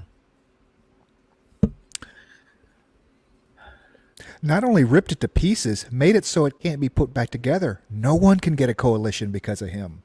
He's just going to, But even if Israel were to have a replacement government, there's nothing they can do. I mean, there's literally nothing they can do. They have to form a partnership by bribing at least one of the Arab parties, which would be wrong. And while I think the Arab Party ROM is better than any one of the three Haredi parties, yeah, it's not a government for Israel. And to keep them in the coalition will require all manner of compromise, and you can't pursue the everyone is drafted, which is what all of the opposition want, without having a couple of things that are devastating. One is then you have to apply it also to every Arab Muslim in Israel that they have to be drafted to. And they'll just as soon turn the gun on Israelis as they would another Muslim. And the other problem is that the Haredi, while they need to be cut off so they can no longer be parasites, the Haredi is counterproductive in the IDF. Drafting them, while equitable, would destroy the IDF. They're sissies. They can't be around women, which means that 50% of your draftees now are women. You can't have a woman in sight of a Haredi. You can't even feed them military rations. You can't have them work a full schedule. You have to give them time to be religious. No, they have not been educated. They don't know math. They don't know language. They have no language skills. They have no science skills. They're function illiterates. No, you'd be counterproductive to put the Haredi in the IDF. And yet, if you don't put them in the IDF and make them serve, then you have a non-equitable state, and you continue to reward the parasites. This is not a salvageable situation. And by the way, the situation is worse in America than it is in Israel. America doesn't have a salvageable situation. You've got 40% that are Marxists against 40% that are MAGA insane. And the 20% in between doesn't want either to be associated with either side. So you really have no remedy for America either. Yeah. In fact, America is just more extreme because it's 40%, not 20% on the extreme fringes in Israel, and in America it's 40. It's twice the percentage of nutcases.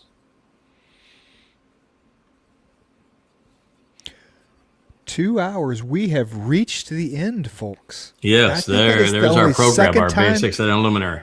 Yeah, you know, it's interesting. Second time in history we've made it all the way through. Yeah, we did. And the interesting thing here is that, as you guys know, just before the program began, Rich came down to my office. I'm trying to finish my commentary on Isaiah 11, and he says, you know, you may want to add some post. You may want to add some posts to X. Oh yeah, I hadn't even gone there so far this morning, and so all of those posts we did were in like the 3 or 4 minutes prior to the show. That is the feed that Brock gave me for us to do the vlog on the vlog.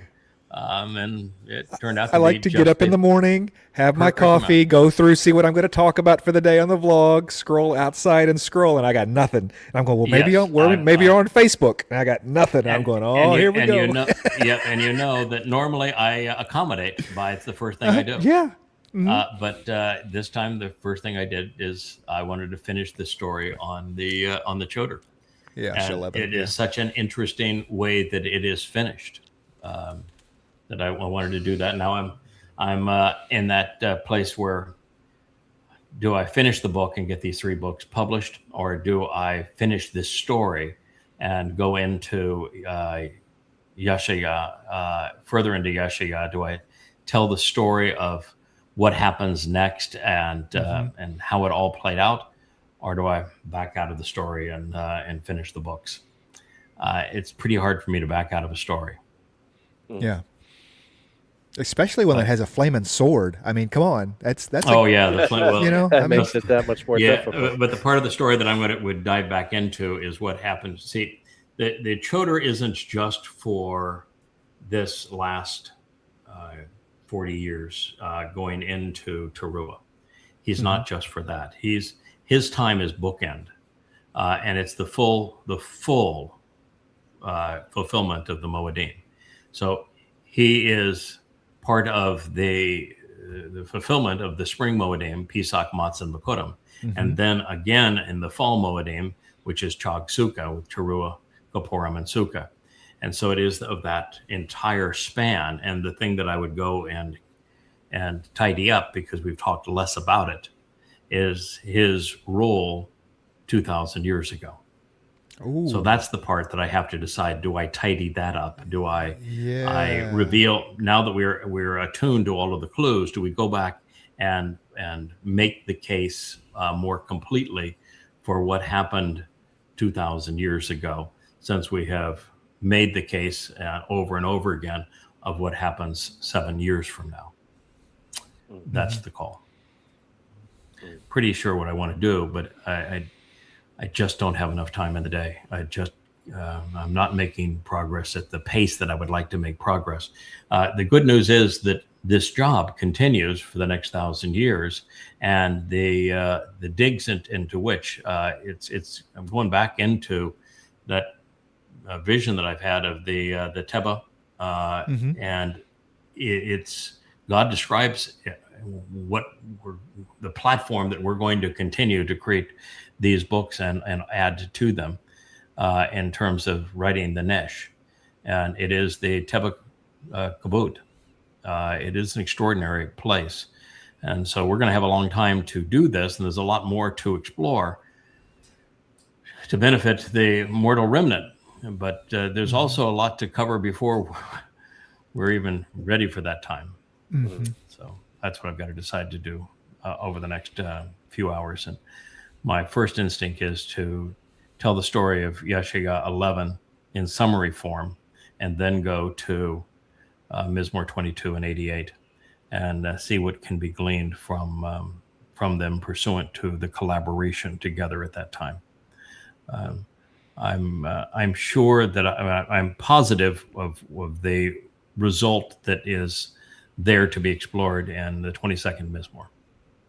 I am not yet sure of what's in the 88th again. It was a long time ago that I translated it. So we'll see. It's my current project, unless we should go to a half hour and put a timer up on the display. We could. That's what we could do. We could go to a half an hour on this show and 30 minutes on the Luminary show. And we'd have more time to get it done, is what he is saying.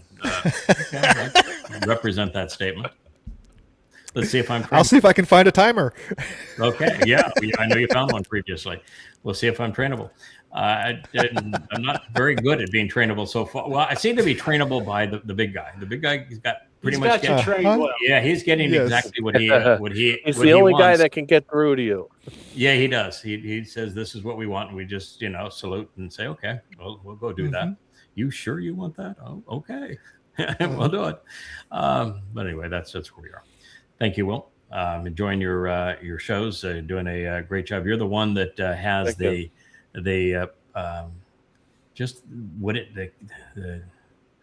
the overall personality to carry it, pull it off. I mean, there's beginning to enjoy many of the shows, and particularly getting to love the Y2K guys and the way they're interacting with each other. And I think and Roger's doing a really nice job as he pushes through on this. But there are, as I think everybody is learning, if you don't have your material all ready to go and you know exactly what you're going to talk about, it is exceedingly difficult to turn on a camera and appear cogent. And I think you're smoother at it than probably anybody in our family, the way that you're prepared and delivering the result. So congratulations on that. If you get a little bit better at it, I'm going to retire.